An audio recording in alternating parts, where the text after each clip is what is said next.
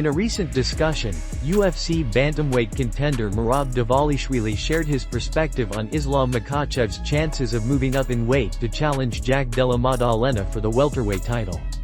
Speaking with Helen Yee, Merab acknowledged the difficulty of such a move but emphasized that it is absolutely possible for Islam to become a two-division champion.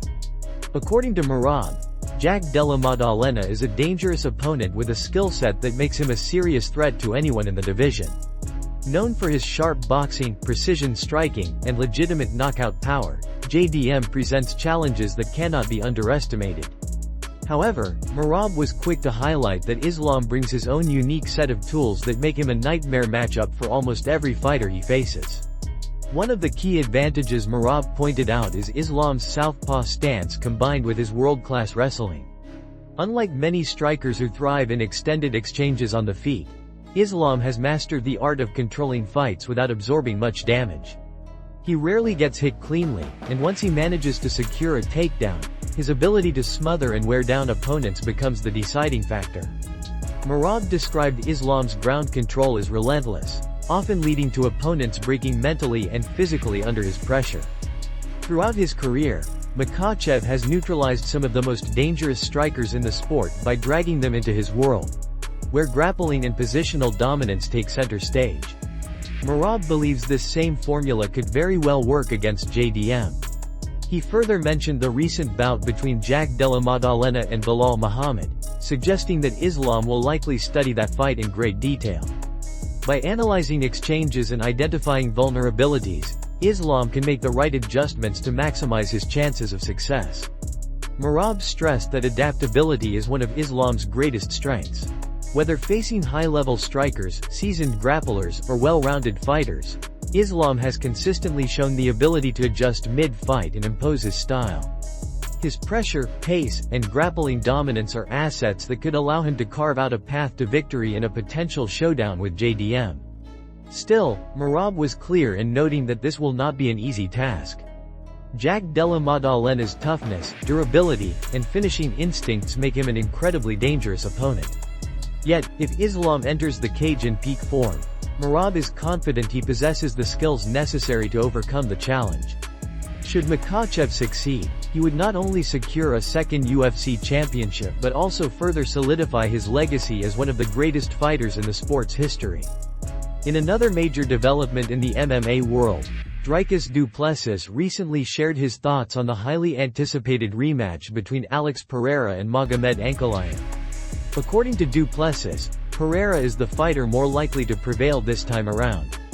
He believes Pereira has the ability and determination to make the right adjustments and reclaim the light heavyweight title, further cementing his reputation as one of the most dangerous and resilient champions in the UFC today.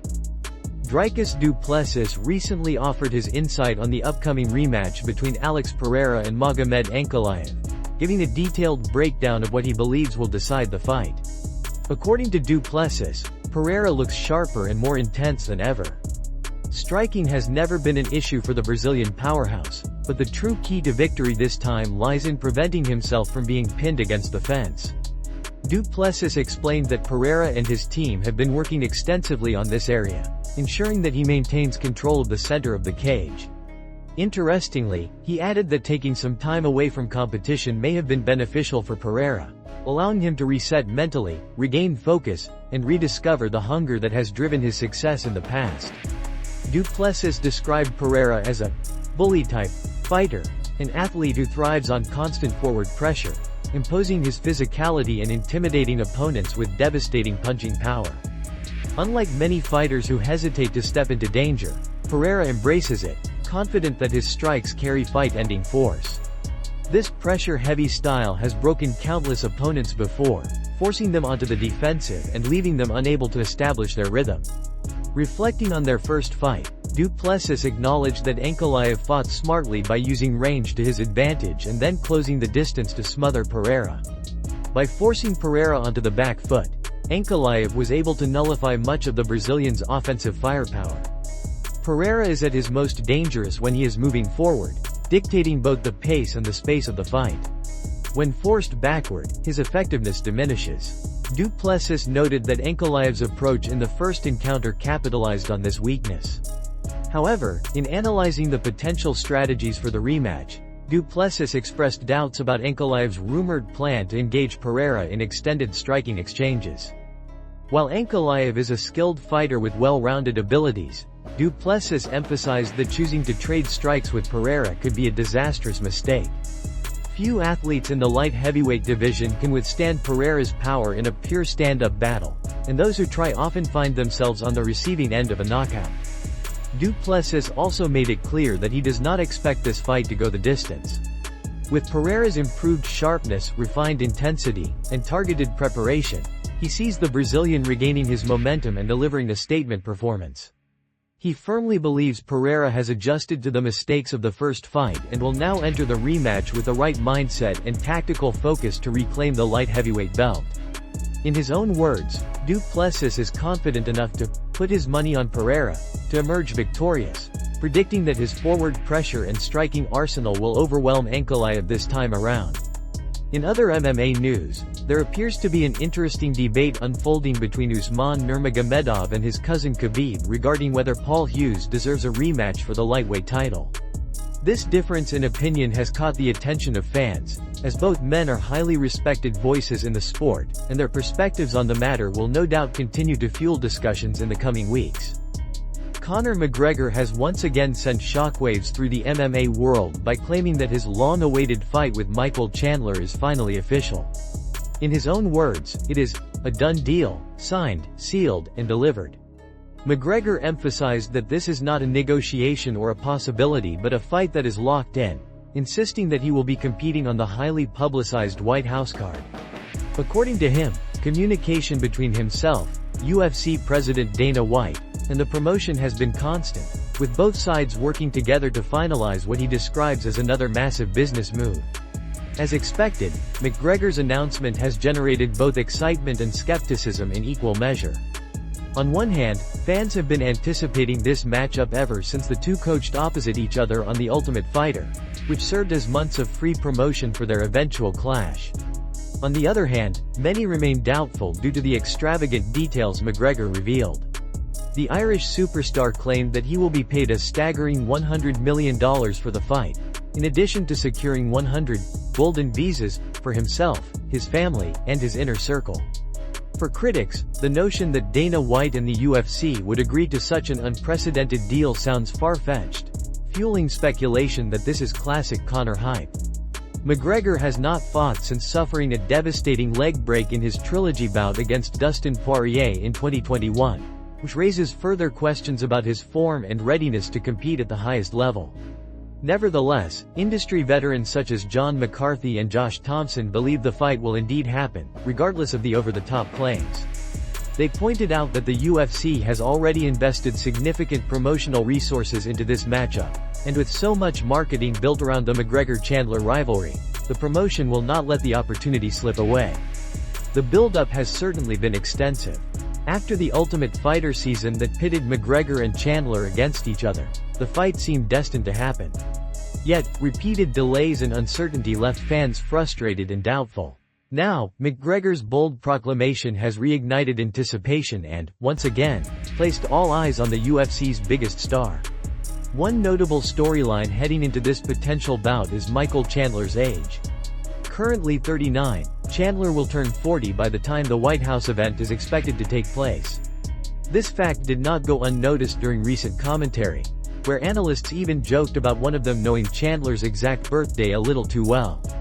Behind the humor, however, lies a serious concern. How much does Chandler have left in the tank? Having waited patiently on the sidelines for this fight, the question becomes whether time will play against him once the cage door closes. Regardless of the skepticism, there is no denying that if McGregor vs. Chandler is truly finalized, it will be one of the biggest spectacles the sport has ever seen. McGregor's ability to generate buzz remains unmatched, and his declaration has once again left the MMA community on edge, eagerly waiting to see whether this is the beginning of one of the most lucrative events in UFC history or simply another colorful chapter in the long saga of The Notorious. Earlier this year, Usman Nurmagomedov and Paul Hughes delivered one of the most talked about fights of the season.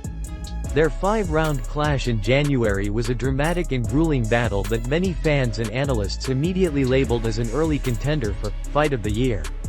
Both men pushed each other to the limit, but in the end, it was Usman who emerged victorious, cementing his position as the lightweight champion. Despite Hughes' strong performance in that fight, he was not granted an immediate rematch. Instead, he had to work his way back into contention. Hughes responded in spectacular fashion by finishing Bruno Miranda in just 42 seconds, a statement victory that reignited the debate about whether he deserved another crack at the title.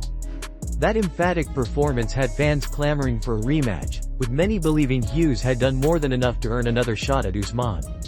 However, Usman himself has remained firm in his stance against granting Hughes the opportunity. In multiple interviews, the champion has emphasized that one quick victory should not override the outcome of their first meeting. According to Usman, Hughes already had his chance earlier this year and came up short, so the focus should now shift toward other contenders in the division. He has made it clear that he is not interested in revisiting the matchup anytime soon. Interestingly, Khabib Nurmagomedov, Usman's cousin and one of the most respected figures in MMA, disagrees with that position. In a recent interview, Khabib openly stated that Hughes had indeed earned the right to fight for the belt again. He argued that Hughes' dominant comeback performance and his willingness to take on all challengers make him a deserving contender. The public disagreement between the two cousins quickly caught the attention of fans and media alike, as it is rare to see Khabib and Usman on opposite sides of a debate. During a recent press conference, Usman was asked directly about Khabib's comments. Rather than sidestepping the issue, he addressed it head-on, reiterating his belief that Hughes had not done enough to secure another title opportunity. He suggested that Khabib may not fully understand why he feels so strongly against the rematch, though he acknowledged that differences of opinion, even within family, are natural. Usman remained calm and respectful, pointing out that he and Khabib don't always share the same perspective, but ultimately, the decision lies in his hands as the champion. Despite the ongoing debate, Usman has kept his focus squarely on the task ahead. He explained that his training camp has gone exceptionally well and that fight week preparations have been smooth. The only remaining hurdle is the weight cut, which he acknowledged will be the toughest step before stepping into the cage. Beyond that, Usman is confident, prepared, and ready to defend his title once again. In closing, Usman made it clear that while discussions about Hughes' place in the division will continue, the ultimate answer will not come from opinions or interviews. It will be decided inside the cage. For Usman, the priority is not in debates or public disagreements, but in proving himself as the undisputed champion when the lights shine brightest on fight night.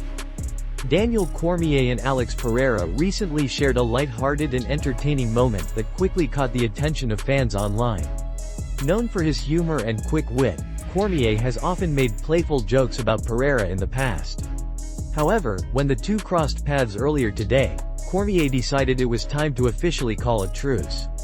He told Pereira that there would be no more jokes, no more teasing, and that everything between them was even. But given Pereira's playful nature, it was never going to be that simple. The conversation soon shifted to a video clip that had surfaced online, showing Cormier stumbling and falling during a past event. Someone jokingly asked if this incident had happened during his heavyweight fight with Stipe Miocic. Laughing at the mix-up, Cormier quickly clarified the situation. He explained that it wasn't a fall that occurred inside the octagon during a fight but rather at a press conference. He had tripped over a cord on stage, leading to an awkward tumble in front of a large audience. Cormier, who has never shied away from poking fun at himself, admitted the fall looked worse than it really was. He laughed as he told the story, reassuring everyone that he wasn't hurt at all, just embarrassed by the situation. According to him, the only injury was to his pride. He even joked that he pretended to be more affected than he was because of how awkward it felt to fall in front of so many people. Not one to let things slide, Pereira decided to tease Cormier a little more. With a grin on his face, he playfully acted out the fall and kept pressing the point in a lighthearted way. The playful exchange showed a different side of Pereira, who has been gaining popularity not only for his dominant performances inside the cage but also for his sense of humor outside of it. As the back and forth continued, Pereira took things up a notch. He suddenly called Cormier over, motioning for him to come closer. Without warning, Pereira threw a playful kick in his direction. The kick wasn't meant to land with force, but it caught Cormier by surprise, leaving everyone around them laughing. Cormier pretended to be stunned by the unexpected move, playing along with the joke. The atmosphere was light and filled with laughter, highlighting the good-natured energy between the two fighters. For fans, the exchange was refreshing. Cormier is typically the one delivering jokes at the expense of others, so seeing him on the receiving end, especially from Pereira, made for an entertaining role reversal. The playful interaction humanized both men, showing a side of fighters that goes beyond the intensity of competition and the pressures of the sport. Unsurprisingly, the clip of their exchange spread quickly across social media platforms, with fans praising the camaraderie and humor between the two champions. It was a reminder that while MMA is a sport built on competition, respect and lighthearted moments like this are what truly connect fighters to the fans.